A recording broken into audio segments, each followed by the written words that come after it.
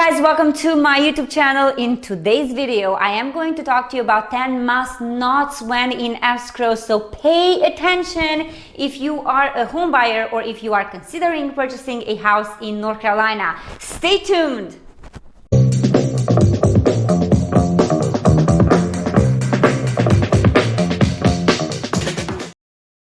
And welcome back. As I said, this video is a wow factor video because we've been seeing a lot of our buyers.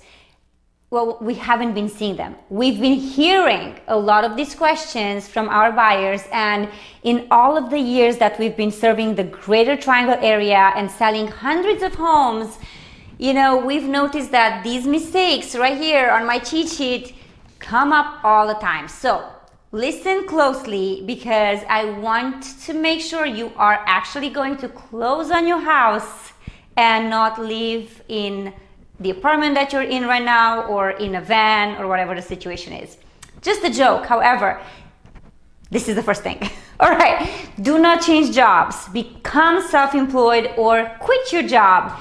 Well, why would someone quit their job once they just decided to buy a house? I have absolutely no clue, but some people say, you know what? Yes, I just got approved. I'm going to quit my job and I'm going to become a spiritual healer, or I'm going to just go for my passion. I've been waiting for a long time and this is a sign that I have to change something. I got a house, so I'm good. But you do not have a house yet.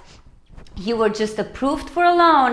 However, before going through everything, all of the details of your tax records and all of that jazz, before the closing, the underwriter is going to check your situation again. And guess what? If you're not employed anymore, things are just gonna go right there for you. Down, down. And so do not do that.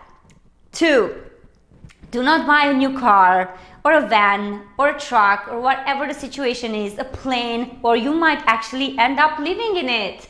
So yes, definitely don't buy anything that's so expensive. Of course, they have to pull your credit. They have to look at all of your situation before purchasing a car, a truck, whatever the case is. So you do not want to have, again, your credit pulled and all of these things happening with your finances right before buying a house. Number 3, do not let your accounts fall behind. So just make sure that everything is kind of up to date. Don't drag things, just deposit things that as you were doing it before you actually got approved for purchasing the house. Number 4, do not spend any money you set aside for closing. So if you have anything in your savings account, do not start spending that specific amount of money because that is going to be for your closing costs, it's going to be for your down payment. So of course, why would you spend that money?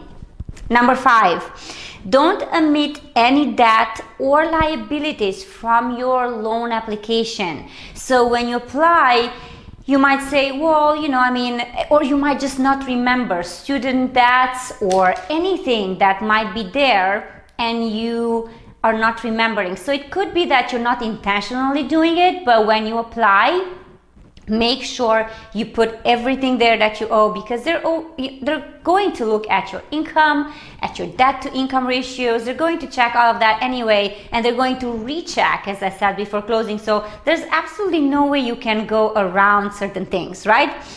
Next one, do not buy any furniture. I know this is such a hard thing to do. So some people buy furniture and they say, well, we've deferred our payment till after closing. But you can buy furniture after you close on that house. So why is it so important? People go into the house and then they start getting measurements and everything is great. However, you know what? Furniture can be expensive, and I understand that you might need the appliances, right? Especially in this state.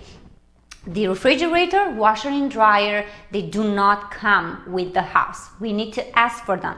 They are personal property, so remember, yes, you are going to have a refrigerator and washer and dryer, and especially right now, with everything being on delay, we understand that you need to buy some. If you are short on money, what you can do is you can go on marketplace on Facebook, or you can just borrow something from your friends until you close.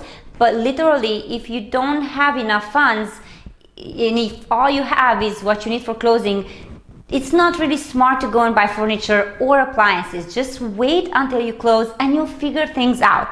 Next one on my list. Do not allow any additional inquiries on your credit except for insurance purposes, right? So as I said about your car, do not allow anyone to pull your credit. Do not go to 10,000 other lenders. So a lot of clients, what they do is they go under contract and then they start shopping around for lenders.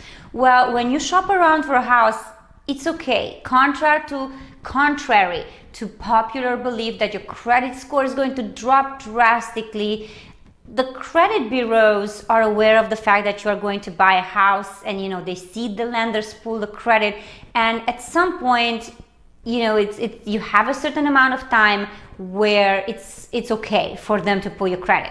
But do not allow anyone else to pull your credit, if that makes sense, right? So if you're still unsure of what lender you want to use, that's perfectly fine, and you can take some time to have other lenders give you some quotes as to your closing costs, what type of programs can they offer, and so on.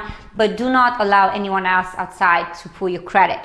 Next on my list, do not make any large deposits or do not take out a large amount of money from your bank account. So anything that is a huge move on your account, even if it's a deposit, it's going to be questioned. So don't just, unless the lender knows that you are going to get a gift from a family member that you're going to have to pay back if you're getting 10,000, 20K, 100K, 500K, whatever the case is. Of course, you're not going to just get $500,000. Where is that money coming from, Mr. Homebuyer? So just make sure you're not going to do that. And every single thing that you do when it comes to finances, you are going to let your agent know and your lender know. So don't just do things just like that without notifying the parties that are helping you go through the loan process. Do not change bank accounts.